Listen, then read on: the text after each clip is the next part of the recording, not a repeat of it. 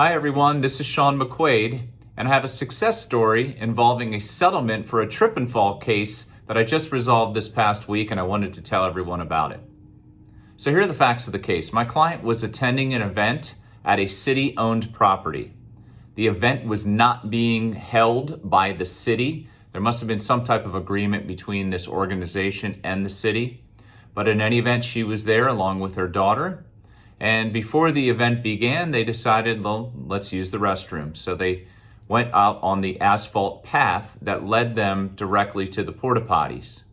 And as she walked on the asphalt path, it was completely washed away. Inexcusable that they would have put porta potties on this pathway, basically directing customers to walk along a very dangerous condition.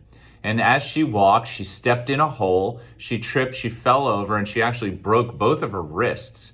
Didn't have to have surgery, but there was a fracture and a ligament tear to the wrists. Fell down very hard, and after the fact, she had a lot of pain in her back and her neck. In any event, she underwent conservative treatment, didn't wind up having any injections, no invasive treatment, and we sent out the demand, no response.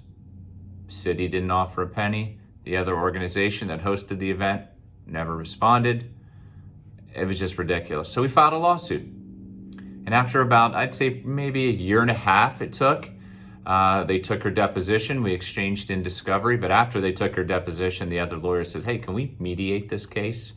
And sure enough, a week before the mediation, we were able to work out the case and settle it for $50,000, which was actually more than what we had estimated the case to be worth. So my client was happy. She was satisfied that that there was a price paid. Again, she's not happy with the injury. It's something that she's going to have to deal with the rest of her life, and she's upset by it, and justifiably so.